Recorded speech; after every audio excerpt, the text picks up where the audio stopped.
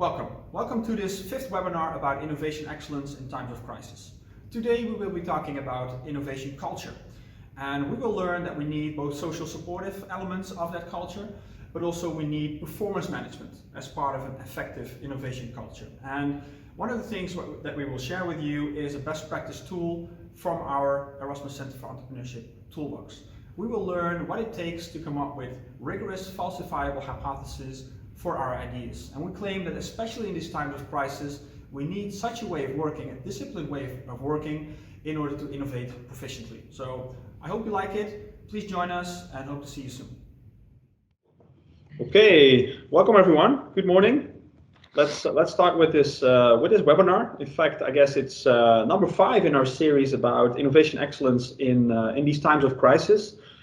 Today we have a broad topic which maybe is able to integrate many of the lessons learned from the last couple of weeks, namely culture and a culture for innovation excellence. So welcome, and my name is Ferdinand Jaspers from Erasmus Center for Entrepreneurship, and I'm happy to host you today. We have quite a few guests. So I guess that for now, the most important thing is to use the chat messages if you want to speak up, to share anything that you wish to contribute, and then I can give you the floor to speak up and to share with us your input, which is more than welcome. So today, welcome on behalf of the Erasmus Center for Entrepreneurship campus. Indeed, as always in these series, the ambition is really to help you as an innovation professional with the innovation capability of your organization, right?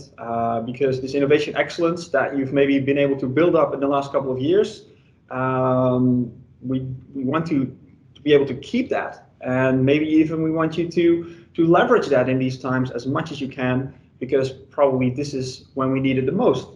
So let's work together to maybe share some insights, help each other with suggestions and inspiration. On our behalf, we would like to fuel that with some academic insights, and in this case today, really with the ambition to develop and nurture an entrepreneurial culture, which maybe especially in this time we have some great opportunities for stepping it up, as we will see. So.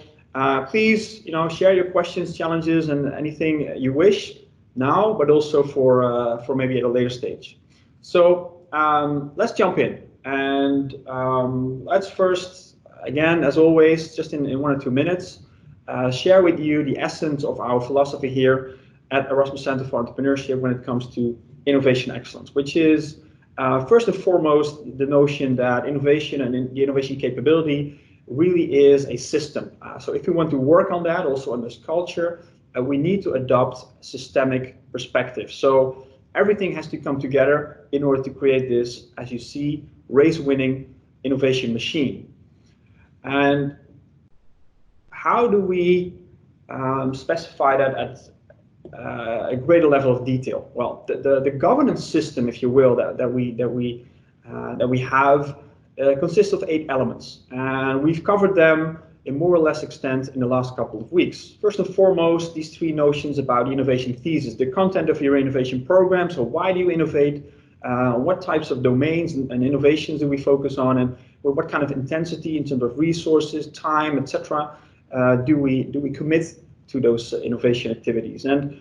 And then how do we bring that about? Well, that has to do with things such as the processes, the formal, but also the informal, the cultural processes actually for innovation, and in what kind of structure, formally or informally, do we operate, our leadership styles for that, to what extent and how do we work together with the external environment and stakeholders, and how about nurturing and developing talent and teams for innovation, something that we've covered last week, how to motivate people, especially in these times. So we've already covered and learned quite a lot in these last weeks.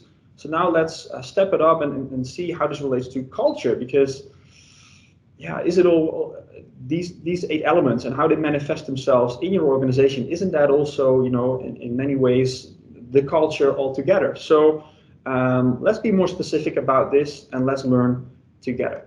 So last thing I wanted to say before we really dive in when it comes to innovation and innovation cultures is the principle that we believe that as an organization, if you want to step it up when it comes to your innovation capability, that you need innovation leaders, informal innovation leaders, or at least people throughout the organization aiming to help and maintain the innovation culture as an innovation driver, so to speak. So people like what you see here are conscious about building networks across the organization, also maybe with the outside world. So also what you see here, people who embrace and act as an ambassador of the innovation culture and capability. So hopefully this resonates with you, and this helps us to think about an innovation culture in the next hour. So just to be sure, I've mentioned it in the chat message, but what we will do is we will record this message, so it will also be shared publicly. So, but still, of course, please speak up, please contribute, first and foremost through the chat message, and then I'm able to give you the word to address the entire group. So, welcome. Let's talk about innovation culture then. And the starting point is perhaps this notion of innovation theater.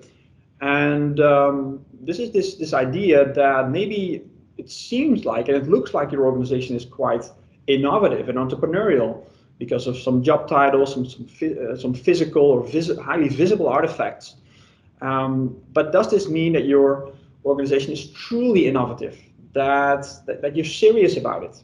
And obviously in these times of crisis, as we've seen in the last couple of weeks, now it will show if you're really dedicated to innovation, if you're serious about it, if you will maintain and use the innovation capability of your organization.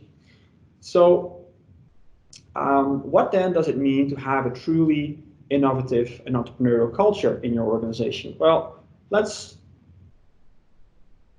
think about that. Let's think about that together. So let's spend a minute or so thinking about this individually, about what, according to you, are some key characteristics of an innovation culture.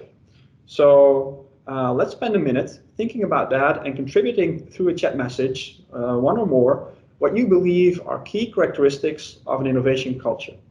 And then let's go over that list, and then let's see what kind of patterns we have, and then we can build up our understanding collectively, step by step, of an innovation culture. So may I invite you to share with you your thoughts about key characteristics of an innovation culture. I'm curious.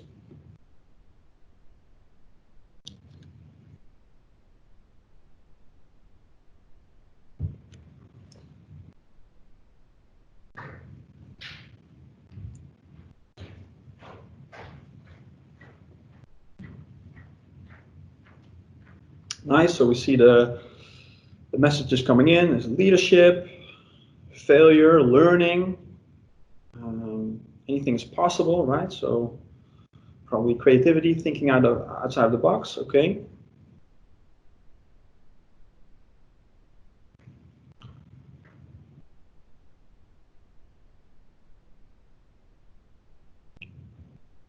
Thank you, Vincent. All right.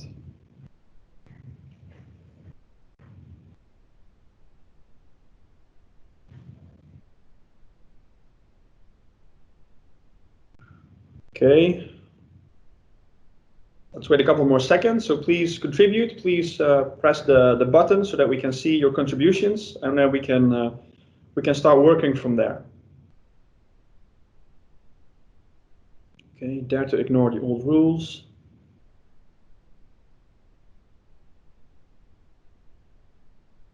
Curiosity, right? So being very open.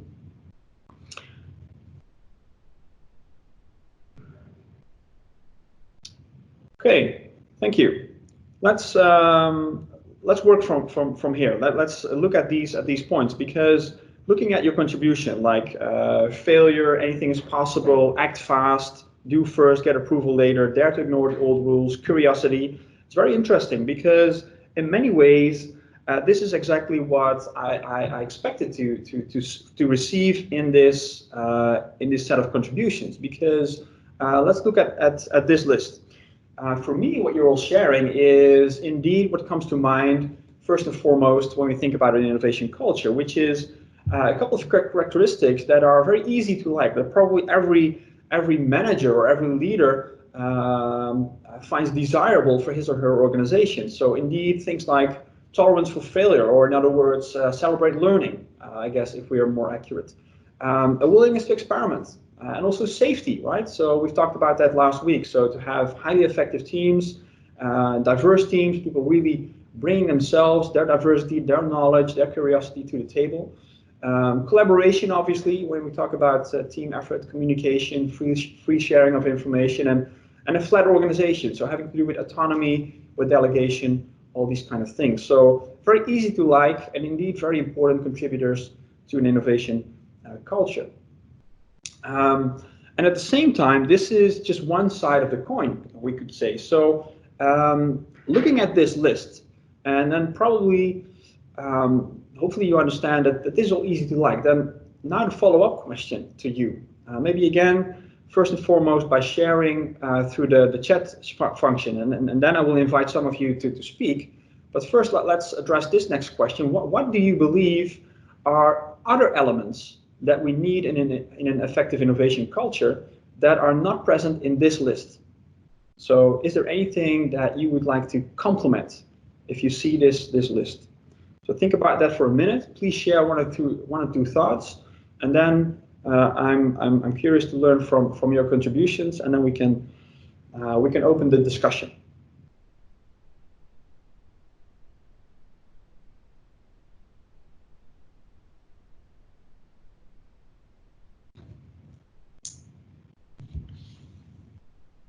Yeah, thanks, Lieke. Diversity, nice.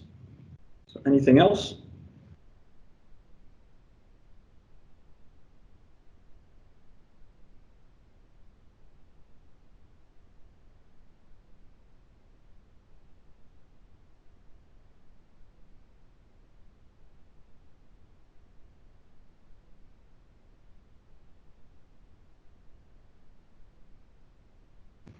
Nice, with diversity, with comms.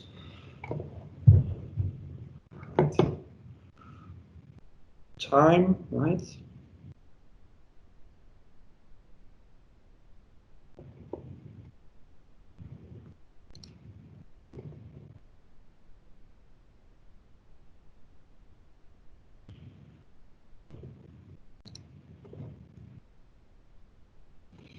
Okay, thanks. Let's work from here, because there are a couple of interesting takeaways, I guess. First, I'd like to see if Omid, if I'm correct, if that really is your name, your first name, or to explain or to contribute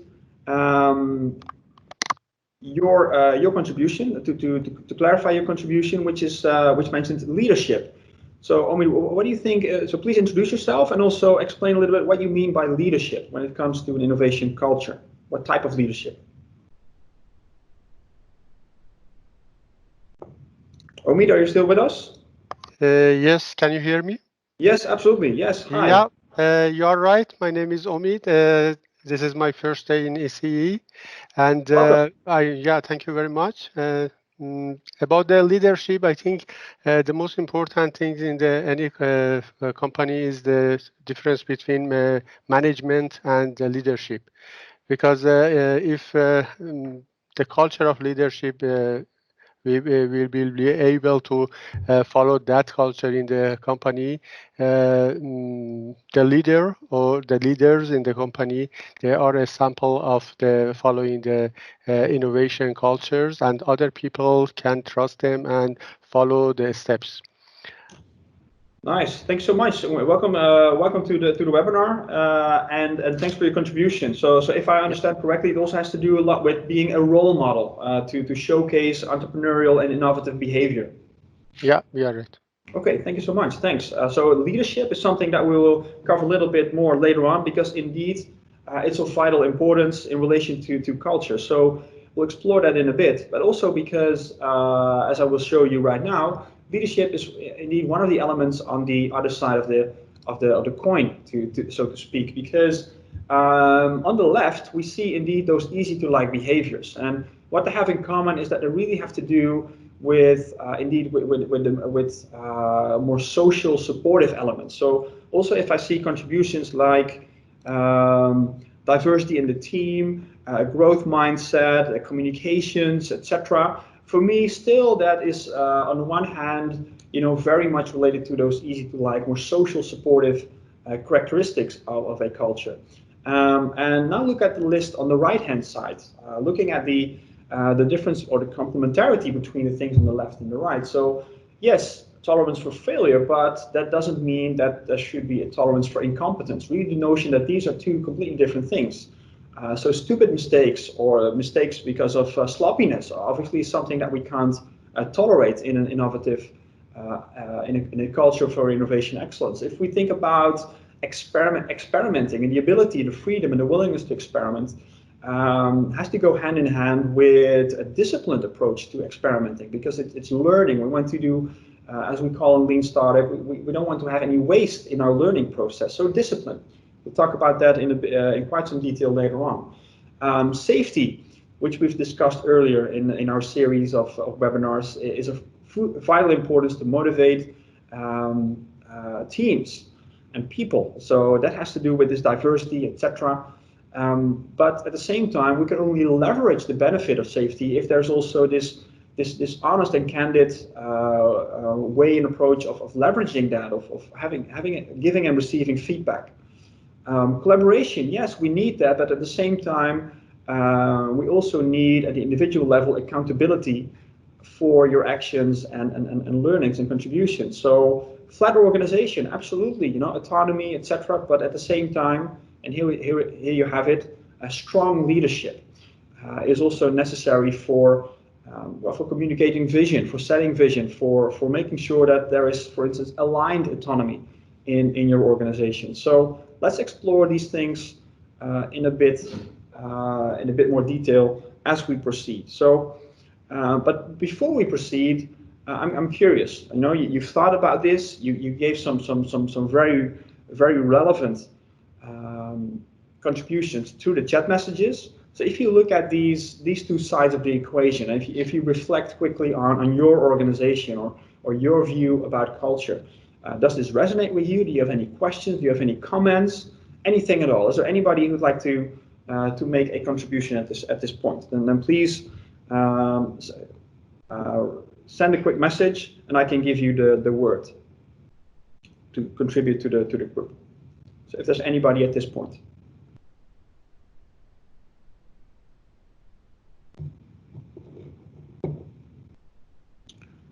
And if not, then let's just continue, because this for me is just the starting point for keeping up the learning. All right, so with this understanding of culture and the different sides of that, let's take a next step, because just to summarize and to visualize, actually what we have on those two sides is, on the one hand, as I mentioned, the social support, and on the other hand, or the other axis in this picture, the performance management that comes with it. So if we strive for a high-performing context, or ambidexterity as we call it, we need both sides of these of this picture. We see here this ambidexterity. So the burnout versus the country club context in those other extremes is maybe something that we can relate to, at least something that I see very oftentimes in organizations. And then this constant balancing act for this high-performing context. All right, so what does that mean? How can we make this more specific, and how can we work on that? So just another illustration, by the way, we spent quite some time last week also exploring psychological safety as a key contributor to team performance. But also here, it has to go hand in hand with, for instance, with accountability, as we've seen before, in order to create this high-performing, in the top right corner, learning zone. So, learning is, of course, of vital importance in the innovation context. So let's deepen this. Let's bring this back to your issues and questions, and then also explore how this is relevant, especially in times of crisis. Because culture, let's spend some time going over some theory, some concepts when it comes to culture. And And then you will see that indeed learning or a learning culture, a learning climate is crucial when it comes to culture, because the definition that we have here based on Edgar Schein is really that the culture, which is obviously a feature or characteristic of a group of people, that the culture of a group can actually be seen as the learning, the shared learning of that group, right, which has accumulated over time. So what did the group learn when it solved problems, when it had to perform tasks in order to, generally put, to adapt to the environment, and then as a consequence also to integrate activities, resources and processes internally in order to solve those problems. And problem solving obviously is the essence of innovation itself, and relating to the outside world and organizing stuff internally. So I guess we can all relate to this definition, and in particular to the second part of this definition, because it's shared learning over time as a group has learned about different ways of working while solving problems. And apparently over time, when there's this shared learning, there's this idea of success, like, hey, this worked well, this approach. So there's some notion about this way of working being considered to be valid by this team or this group of people. So as a consequence, if new people come in, this is something that we would like to share with them as being the valid or the correct way of working and of innovating in our case. So validity, learning, wow, isn't that a type of concepts that we as innovation professionals are most likely to be very familiar with? Because let's look at this. Let's look at something that's probably quite well known to many of you,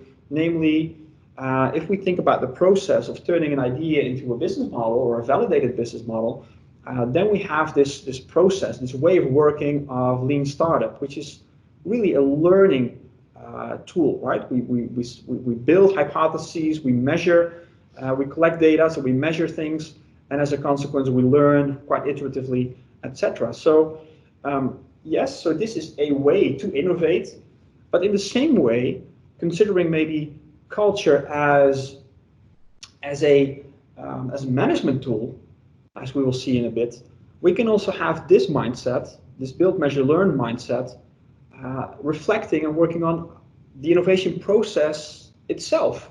So hold that thought as we proceed. So this is all nice, what I've just shared with you, just a general definition of culture. But then we now find ourselves in a culture, in a new external environment, and we may be faced with problems to be solved that we've never experienced before in a kind of a context that we haven't seen before. So this is a time where we see a latent culture manifest itself, right? Something that behavior that we didn't know was possible in our organization. So I'm curious, what are some examples or experiences that you had in the last couple of weeks where maybe you were amazed by maybe how quickly things were able to proceed, or maybe how paralyzed people were, or the fear in the organization and the consequence of it. So I'm curious, are there any examples of ways of working, of behaving that manifest itself in this time that you weren't aware of that would be possible in your organization? Is there anybody with a nice example that you wish to share?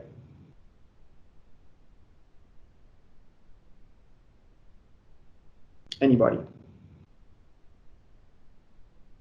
So while maybe you take the time to send a message that you have an idea.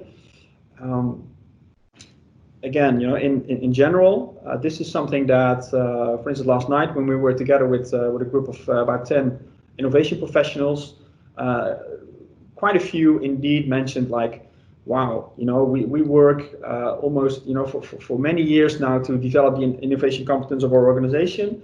There are so many barriers. There's oftentimes so many delays and difficulties of aligning people, and now all of a sudden, things move very, very fast. There seems to be no more barriers. Everybody's experimenting. So why isn't this possible in normal days, you could say? So that's what we find more in general. But I'm looking for maybe a specific example in your cases. So I'm really curious about that. I'm not sure, Ferdinand, Arjan here, if this is relevant, so you can correct me if I'm wrong. Yeah. What happened a couple of rather recent. So what happened a couple of weeks ago? We had this whole issue. I think we still have it. I heard it on the news this morning about the face masks.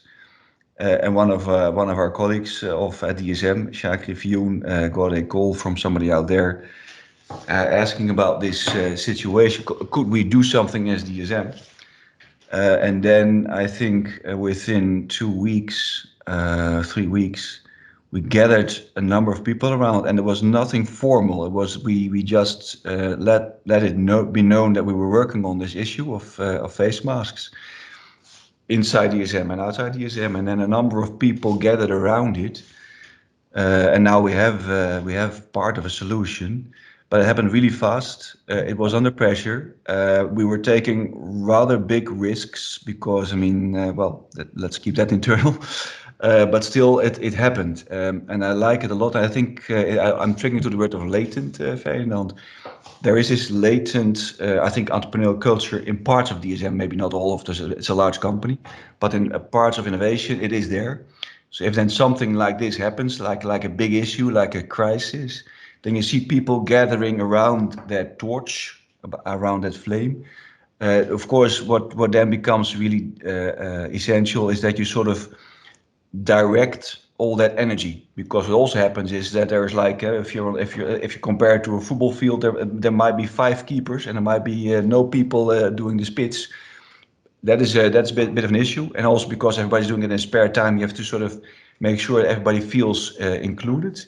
Yeah. But that is for me an example of there is this latent entrepreneurial culture. I think to a number of the extents that you guys mentioned it in the ask permission first and later, that kind of stuff. So it is there, Right. and that sort of is being highlighted by this issue. What then of course now happens is that we have to now start to formalize it, and now you see a different kind of culture coming back. So it's interesting to see that transition between really entrepreneurial culture Yeah. and then into a more Yeah. freezing phase. Yeah. That's great. Yeah, because thanks for sharing this example, Arjan. And I was about to mention in the absence of your particular great case, the example that we saw earlier in our webinar series with Linda Nieuwenhuizen from Achmea. She shared with us how also in just 2 or 3 weeks she was able to put together a new service for, in that case, for people working at home, to provide all the services to have an effective working place at home. And your case as well is excellent and spot on. This latent culture manifesting itself with some people that find themselves informally in a new group. So these volunteers creating a movement, and also that this motivation probably is only temporary, right? It brings you in action, at least a certain group of people, but this isn't let's say this maybe this burning platform, the urgency that's there in the beginning, typically isn't the motivation that's able to last and to keep you going for a very, very long time.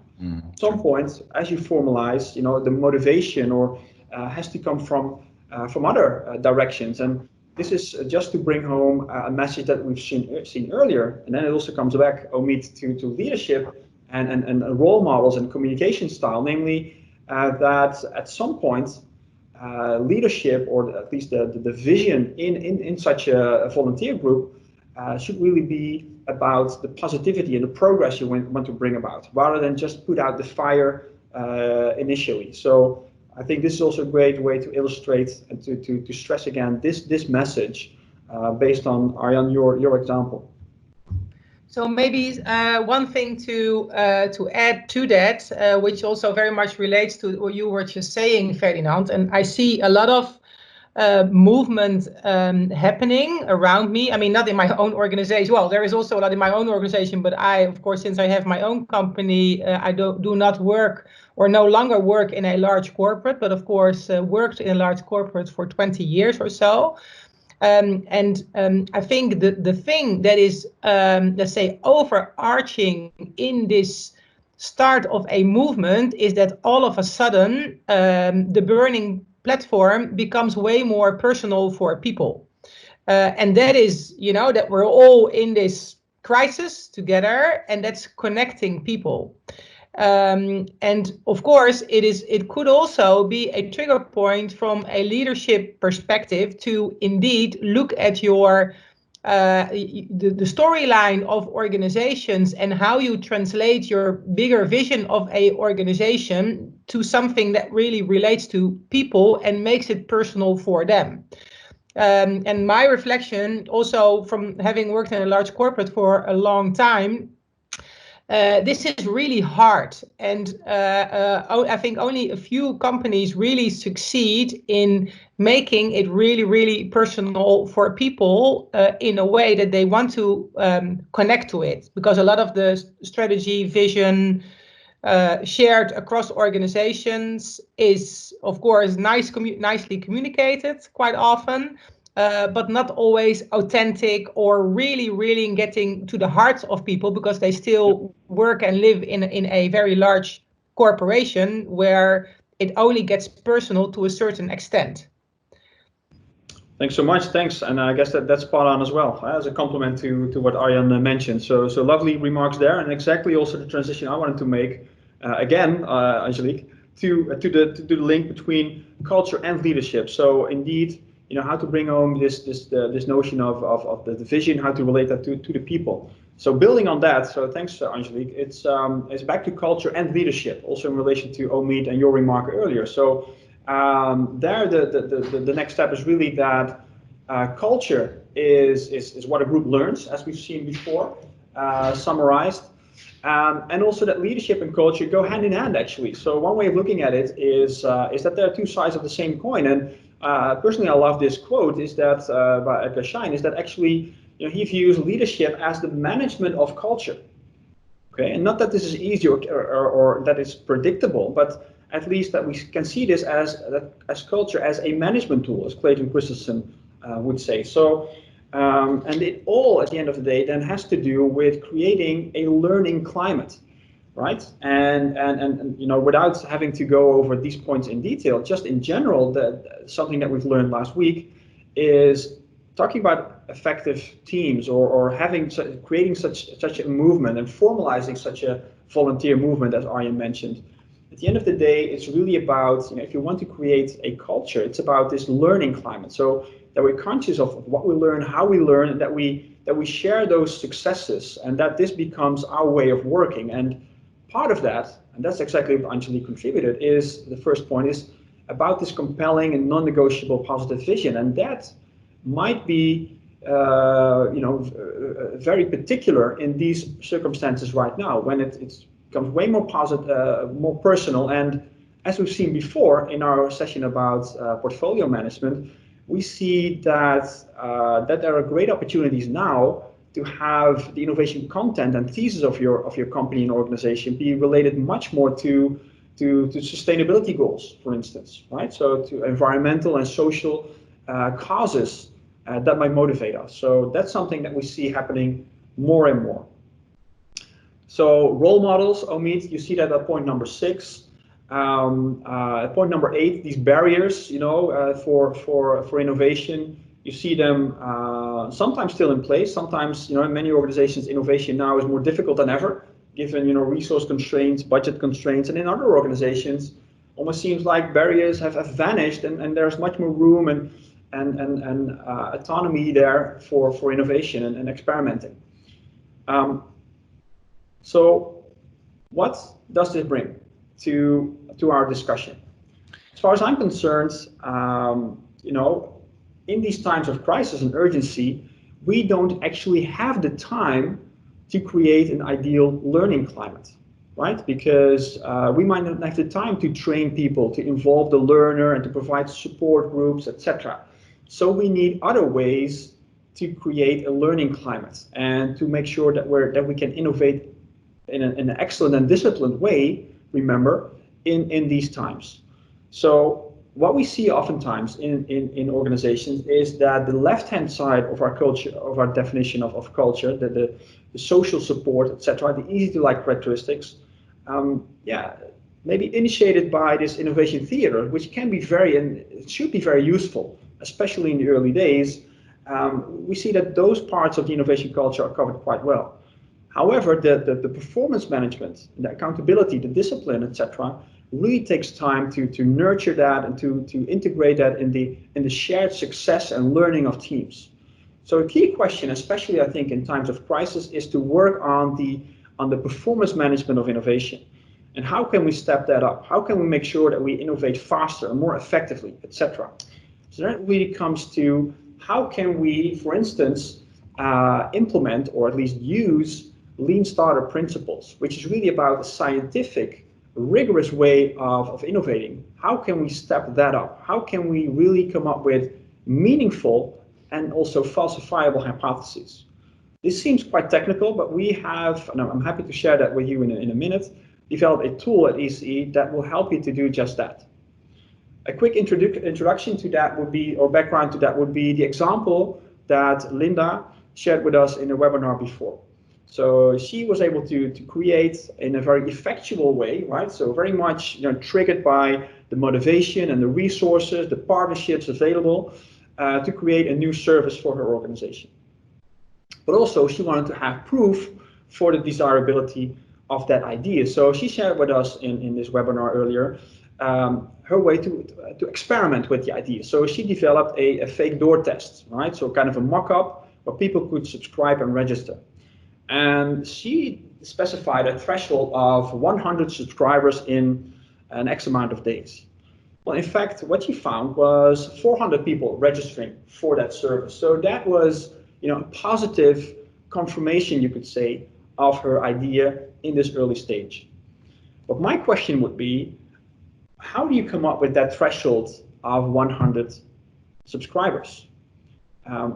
One way of looking at it, according to Linda, was that this was a number that, if it would be met, was something that would just help her to convince internal stakeholders like senior management, like, hey, this is a success. This seems like a good idea. However, what actually does that mean?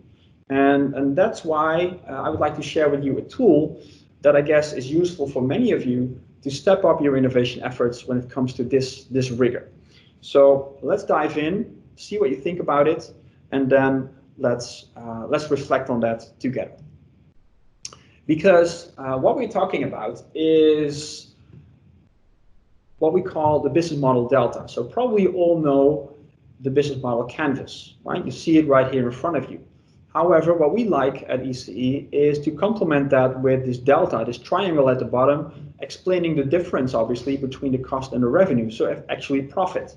Because at the end of the day, especially in these times of crisis, we want to make sure that what we do is meaningful, because we have limited resources, we have limited time, and we have to move fast. So we better make sure that whatever we do is bound to be successful.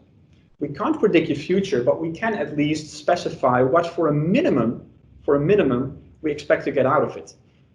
So for a typical for-profit idea, that would be what kind of, talking about the viability first and foremost, and not so much the desirability or the feasibility, but what for a minimum do we feel is a viable idea? So this could be specified as profit, but many times, and that will be just a minor tweak, and we don't have the time right now to elaborate on that, but it could be social impact, right? So what is the required social impact that you wish to make?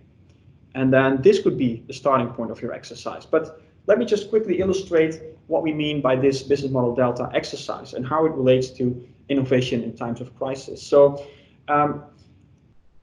here it's really the notion that with any idea, you first think about the required profit that you wish to make in, let's say, a typical year of operations or of your project or whatever. So suppose you aim for 10,000 euros, just an example. And of course, it's a profit. So there's apparently some kind of profit margin. So let's say it's 5%. You will be happy with that in these times of crisis, or because it's higher than your current margin or whatever. Doesn't really matter as long as you start with some minimum profit requirements. This is already a great question to start with, because this might trigger some debate and dialogue with stakeholders about what actually people are expecting of you. But then if you have an idea, well, first of all, simple math means that you now also know your required revenues, obviously, right, in that year or with that project. But what's what's much more important is that this helps you with some kind of assumption about the price level for your product or service, that you know quite a lot. Because assume that you want to raise, want to have a price of 20 euros. Then it automatically follows that if you ship it, if you bring it to the market, that at the end of the day you need 10,000 transactions in order to make the numbers work, right? And this is very simple back of the envelope, but in this way of working, starting from the delta, this forces you to come up with very precise assumptions. First of all, it forces you quickly, as a second step, to think about your pricing level, right? Something that maybe not all entrepreneurs or novice intrapreneurs in your organization are accustomed to. And also the required number of transactions also force you to think about things like, okay, do we expect 10,000 users or buyers, or what is the average number of transactions per customer per year? So maybe if it's 2 per year, then maybe we need only 5,000 buyers. So these kind of assumptions is something that we get. So probably the most important thing, if we think about it, is really the assumptions that we get at the channel level. So if we bring our service or product to the market, how do we get from our ideas about the total market, how do we, in our sales process, in our marketing and sales process, what are the conversion rates going to the 10,000 transactions or the 5,000 users? So this means that, for instance, looking at our pirate metrics, we get assumptions that are very, very specific. We won't just say, well, we need 100 subscribers. No, we could actually say, in a typical day, how many people we need, and how does that relate to the total market? Does that ring any? Does it raise any alarm bells going off? So this quick exercise helps you to make those assumptions explicit. And then the final thing is really this, because if we can make this work on, let's say, the market side of things, then the question is, on the left-hand side, on the feasibility side of our canvas, can we, in a typical year, can we actually pull it off to facilitate 10,000 transactions with the associated marketing and sales? Can we do that for 190,000 euros? Because that's the allowable cost for everything that we have to do to pull this off. And if you think about these assumptions, and you can iterate based on this with the required profit fixed, then we find that teams are able to innovate much, much faster and with much more rigor than they were used to. So this is an example, in our case, of innovating with rigor, with discipline, which helps teams to innovate faster, which we believe is actually very, very useful, especially in these times of crisis when there's also time pressure. And maybe when there's a lot of motivation and eagerness to work, but maybe with not a lot of explicit concern about the underlying logic of what you're actually trying to create. So you want to prevent waste no matter what, also in these days. So with just a quick introduction of this tool, of this exercise, I just would like to open it up for debate, for reflection on, for instance, this tool, but maybe more in general in a bit, also to explore other questions that you might have about culture. But this is just something I wanted to share when it comes to the right-hand side of this performance management part of innovation culture. So any thoughts about this? Any questions? Feel free to simply unmute and ask questions, because I know this is a very basic introduction, but I'm curious what you make of this. Anything at all? Thanks, Fernand. Maybe I can kick off with the first questions. Vincent here from DSM. Please, hi Vincent. Hi. I love these type of things, and also love the canvas and making it very explicit. Not only, but very much also because then you have things to steer on. But what always triggers me a little bit, and maybe you can share some thoughts on that, or the group can share some thoughts on that, is by making it much more explicit, you can also kill projects earlier, and that counterbalances a little bit in the disruption and the radicalness, and then also the comment earlier on, well, do first and ask for permission later. Making it very explicit might kill things that could have come to fruition, a little bit more risky. What are your thoughts on that? Yeah, great remark. I think that there are a couple of things to that.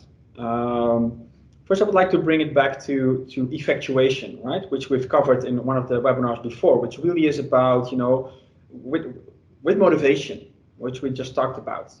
You leverage what you have, the people around you, maybe some external partners, and you just do, right? You create something that you feel is valuable, is desirable. But it always means that you have probably some implicit assumptions about the bigger picture that you try to create, which is actually this business model, which you still want to be profitable or successful, whatever that might be at some point. So where effectuation is really something to go from the present forward, the exercise that we have here is really something to think about the future and then reason backwards. And in my belief, we need these two mindsets, and we need, in an innovation project, we need both of them, actually, especially in these times, in order to innovate effectively. So back to your question, I think it's actually good to be able to kill projects quickly, especially if there are multiple projects going on at the same time. Because then probably, I think my expectation is that sometimes in these times, looking at some organizations, there's actually too much experimentation going on, right? Everybody's motivated, there's an idea over here, there's an idea over there. So actually it could be, from a portfolio perspective, and I know this is all ideal typical, it could be much more efficient actually to align and motivate the people around a set of ideas that we believe from the outset it's much more likely to succeed. But these are just some general reflections, and also, your great question. I would like to also bring it to the audience to come up with some more expertise and examples from their practices. So, is there anybody who would like to contribute to this discussion? Hey, Ferdinand, I would like to contribute, and I think it's also a remark related to the question of Vincent. When using a tool like this, which is basically an extension of the existing business model canvas that most people know, and also most decision makers in an organizations are somewhat familiar with, I think what's really important is when using a tool like this, and we actually, we didn't visualize it in this way, but we used similar things in ING when I was still working there, is the narrative around it. And the reason why I'm mentioning that is because indeed, if you would pose this too much as a business case, you might be at risk to kill initiatives for the wrong reasons. And that is, of course, not what you want to do. What this specifically is a tool that is in a better way helping you to also formulate assumptions around your business model. And what I have seen in practice in innovation in ING is that specifically in the innovation practice, where a lot of the capabilities were around service design, value propositions, and things like that. That part, and there at that part of the equation, let's say, we would have very strong assumptions that we could test on the problem worth solving and the solution, and whether the combination of it was really solving a problem for a particular customer, and there would be a willingness to pay, but then we didn't know how much that would be. And what this is doing, and that's also, but it's really important to also stress that when you communicate this to your bigger audience in your organization, it's It's a tool to help you formulate the business assumptions and then also test those. Because indeed, as Ferdinand said, there could be a willingness to pay. And again, that could be a price per unit, but it could also be in a different way or even an engagement. But you need to find out if, with also testing those types of business assumptions.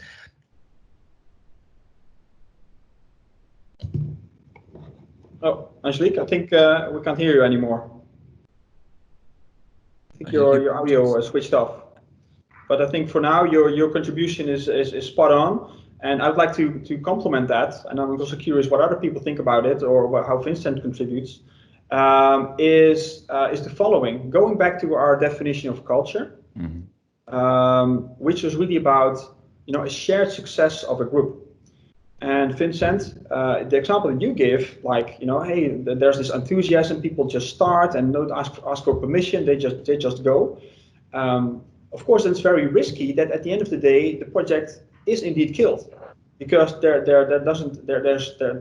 when it becomes more serious, there's no budget for it, or senior management they don't like it for whatever reason because it doesn't meet their success criterion, which was implicit before. So then there's a big risk that those enthusiastic people, at the end of the day, can have no other conclusion than, hey, this way of working doesn't work.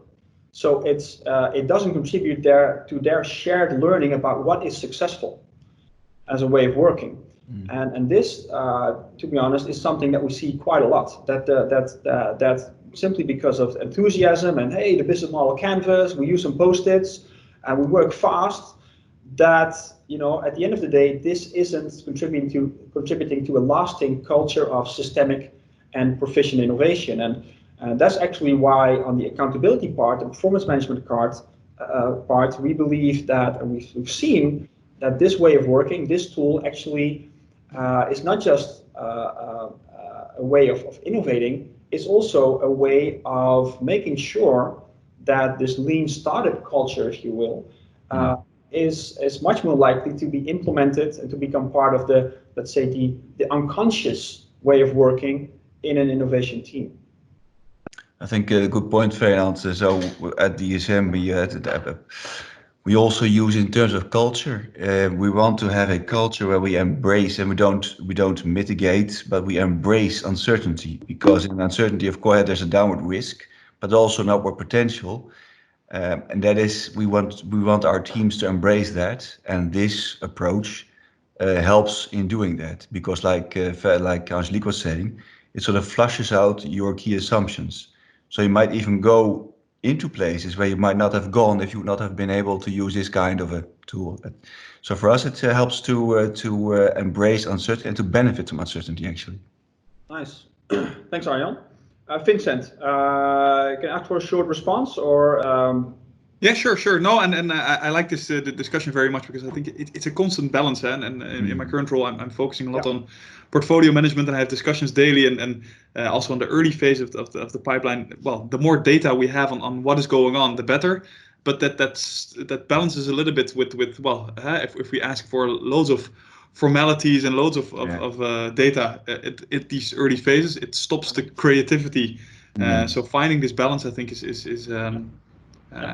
key. But I agree with Arjan. I think a big part of that there is culture, and making sure that people understand this tricky balance, and that they sometimes go between the lines and sometimes go outside of these lines. So yeah. And in this regard, culture also very much has to do with the values of the organization, and one way of looking at values is really the priorities in your organization, right? So how do you prioritize one thing or one idea over another? And then a financial metric or a social impact metric could be at the end of the day how you define and measure and make explicit those values. So I would actually say through a dialogue, especially in the early stages of a funnel or of a portfolio, being clear about, especially also as senior leadership, what you expect to come out of projects in terms of performance, financially or non-financially, is actually a way to be very explicit about your culture for that matter. So I see strong linkages between just a technical tool, as we just shared, and actually, culture and leadership, clarity, decision making, which is at the end of the day what it all comes down to in this innovation funnel, right? Communicating, coordinating, and aligning and making decisions. So. That does just and Vincent will probably recognize it, Vincent. So there's also a culture. Let's just keep it to DSM and keep it to ourselves.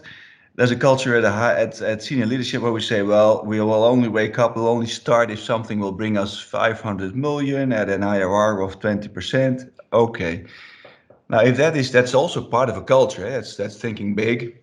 What this approach also helps you is to sort of discuss how realistic is this? What are now then the uncertainties underlying that? So that the seemingly hard tool that Ferdinand just showed, there's a lot of culture and learning involved as well. So maybe we should also have some kind of disclaimer there, Ferdinand. Use with care, because you'll have a. It was just to round this off. We wanted it's part of the approach that you discuss your uncertainties with senior leadership, and then one of the senior leaders said to one of our team members, "Why are you doing this to me? I have you to deal with uncertainty. Don't bother me with it." Well, that's an interesting perspective. So if you want to use this kind of thing, be careful what will come back to it. Yeah. Thanks, Arjan. Thanks. Fully agree, Arjan, and I like making it very explicit. So, for instance, a 20% IRR hurdle rate, since that was the standard, any project obviously now has a 20% IRR by definition. That's because otherwise, use with care. Yeah, exactly. That's right. Yeah. And this is the whole point, right? If it's fine that we have this hurdle, but then we can, in the exercise that we just gave, we can reason back to the underlying more fundamental assumptions, and then we can test them first and foremost, so that we can get the meaningful data that we need as soon as possible to then indeed have a more fair comparison across projects. So that, I guess, is the benefit of this. So let's see if there's some more. So Mika, your mic is broken. I'd like to add the importance of making assumptions. Let's see if I can see the entire. So explicit as a way to question alignment models, which often can be indifferent. Right, so that's exactly what we did just now in our tool. I think the driving, the fundamental assumptions, especially on the desirability part of the business model canvas, is something that we're able to make very, very explicit so that we can test them rigorously. So thanks, Lika. I hope you like the tool, and hopefully it can help you to experiment in these times. So anybody else with a final question or input for the Q&A? Anybody? Because we have still Marijke with us, Omid, you're still with us, Luca, Maurits, you're with us. So anybody with a final comment, you're more than welcome to contribute or an example, anything you wish.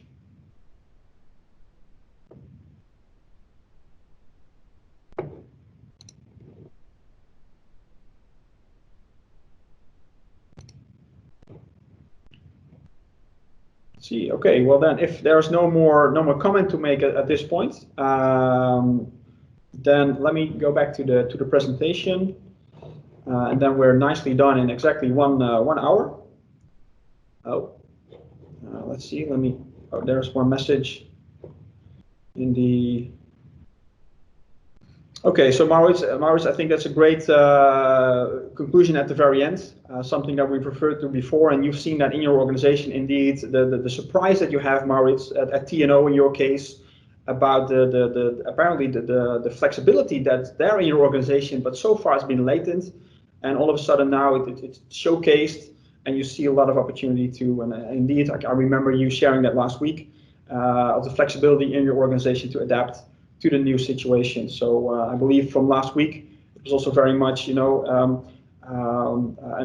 effort that you've set up to explore the outside world, to come up with scenarios, and to see really, what kind of opportunities exist in Horizon 2, if you will, some discovery activities, which might, have an impact on your organization. Even though if we could define it like Horizon 3, maybe it's something that realizes and hits you in matters of weeks.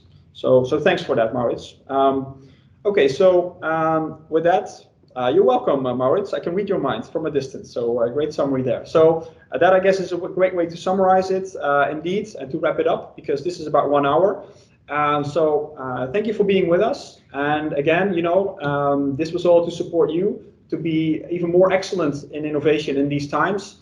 So hopefully you can step it up. You can use this in your organizations, and hopefully we can stay in touch to share questions, challenges, and also experiences, so we can keep up the learning together in these challenging times. So this is 1 hour. I'm very happy to do this with you today, and looking forward to contributing in the future. So thank you so much, Omid, Lieke, Luca, Vincent, Arjan, Angelique, others, Maurits. Thank you so much. And Thank you, Ferdinand. have a great day. Thanks so much.